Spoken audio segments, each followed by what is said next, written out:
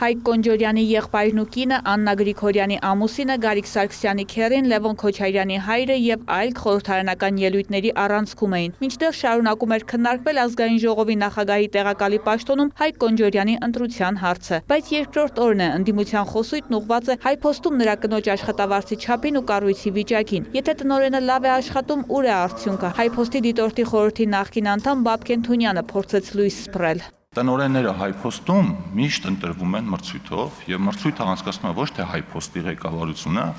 այլ դիտորդ խորհուրդը, որը ձևավորվում է ԲՏԱ նախարարության ներկայացուցիչներից, այլ կազմակերպություններից։ Այո, անտանելի պայմաններ են։ Ես 20 թվականին մտել եմ առաջին անգամ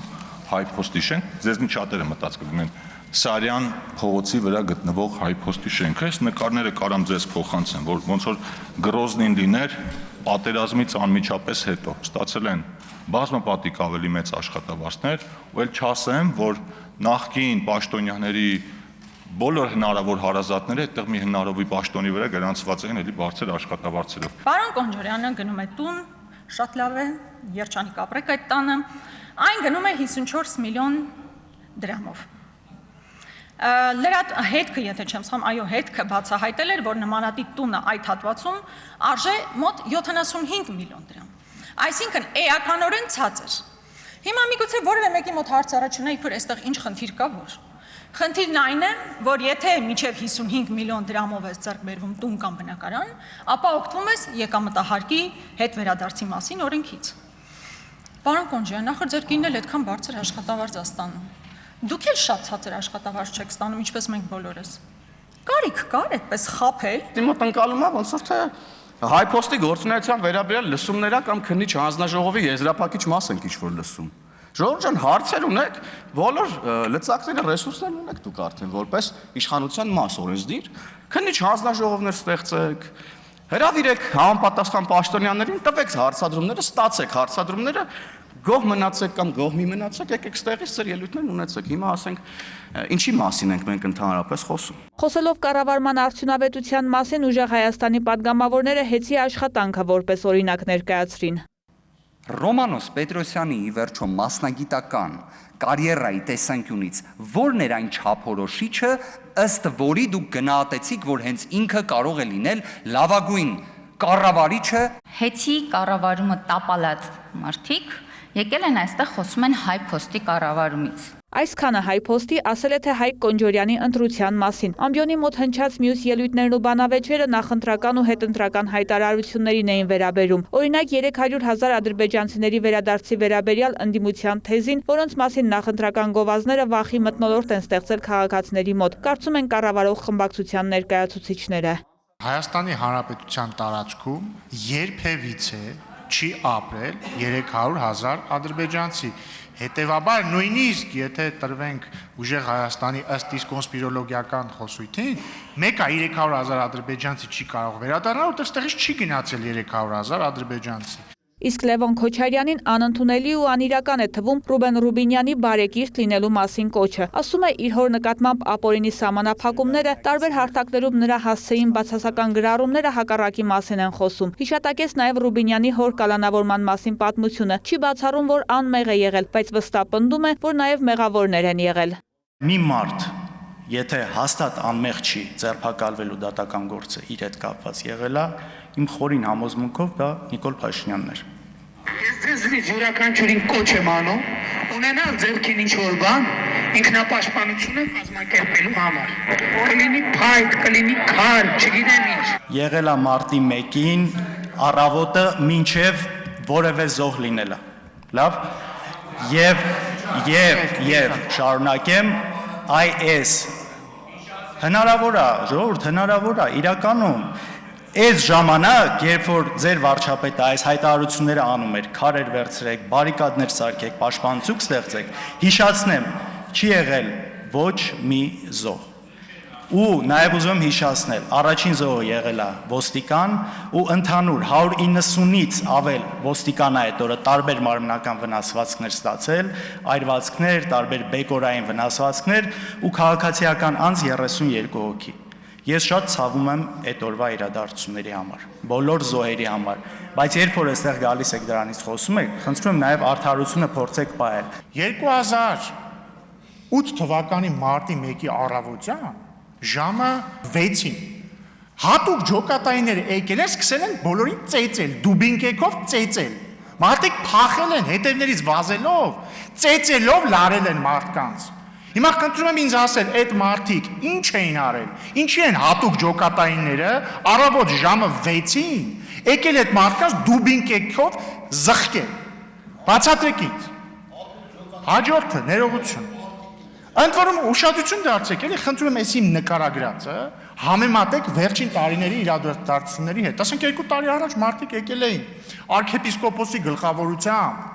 եկել սիրահարների այգու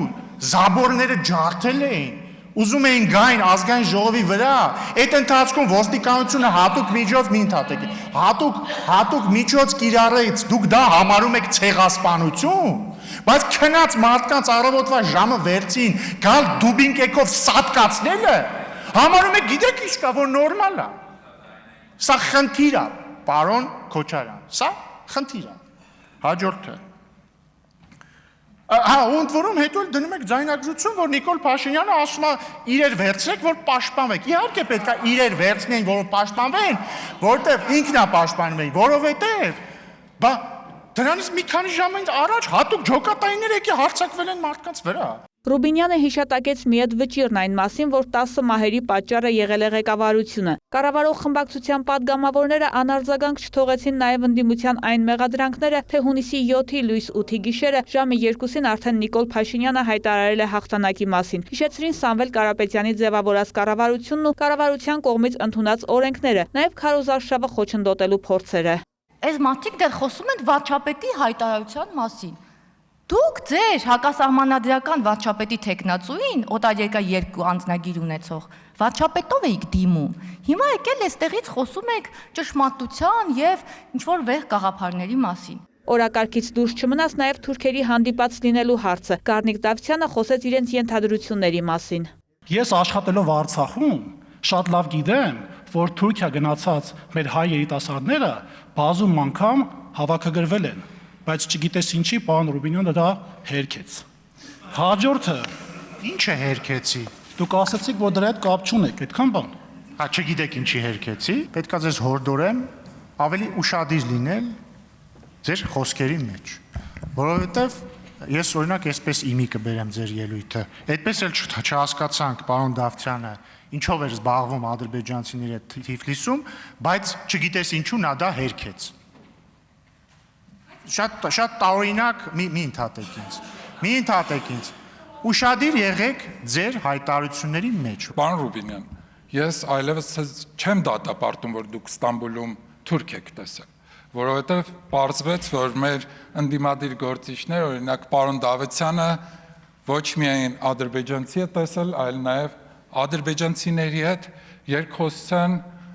ձևաչափով քննարկման է մասնակցել։ Սա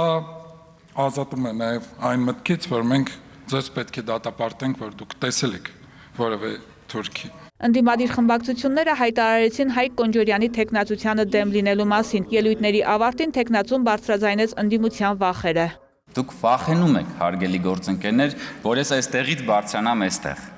Դուք շատ ուժեղ վախ ունեք դրանից, եւ ես ուզում եմ ձեզ հանգստացնել։ Հանգիստ եղեք,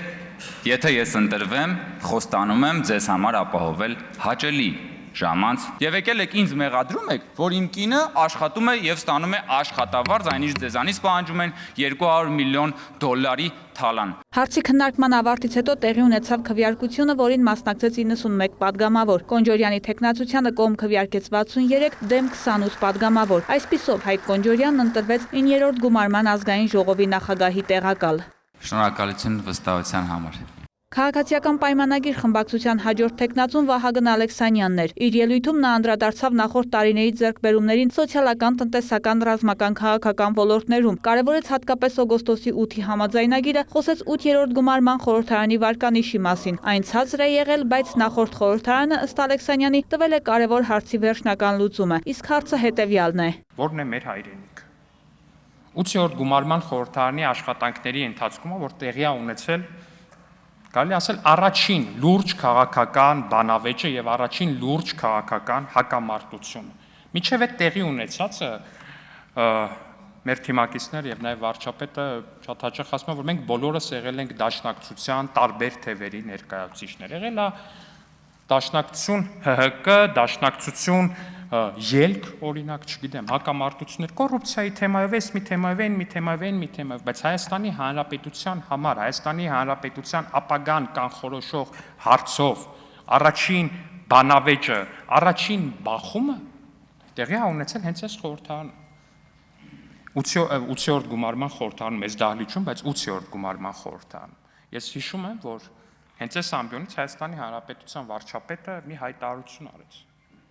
Ասեց Հայաստանի Հանրապետության տարածքը 29743 կիլոմետր։ Ըստ նրա, նաև ընդդիմադիր գործընկերներն ընդունեցին իրական Հայաստանի քաղաքական օրակարգը։ Նրան հարցեր ունեին ընդդիմադիր падգամավորները, այդ թվում Էդգար Ղազարյանը, որը հարց հնչեցնելու փոխարեն իրեն հատկացված ժամանակահատվածում որոշել էր լռել։ Չեք խոսում, պարոն Ղազարյան։ Մտածում եմ, բայց ձևակերպում։ Ազգային ժողովի նիստերի դահլիճը կրկես չի։ Նախագահը շրջանցեց հարց տալու հնարավորությունը, Ղազարյանի թիմակիցները բոյկոտեցին։ Ձեր վարքագծից դուրս գալով իմ հարցի իրավունքը տալու իրավունքը զիջում եմ պարոն Ղազարյանին։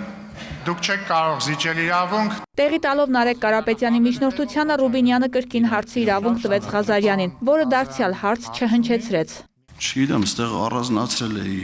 Բարգավաճի Ալուր բաժանել, բայց դա մենակ Վիկիպեդիայում էր։ Զինվորական ծառայության հետ էլ շատ է խոսվել։ Սա պերֆորմանսի վայր չի, կամ եթե ուզում եք քաղաքական պերֆորմանս անեք, արեք, բայց գոնե քաղաքական պերֆորմանս արեք։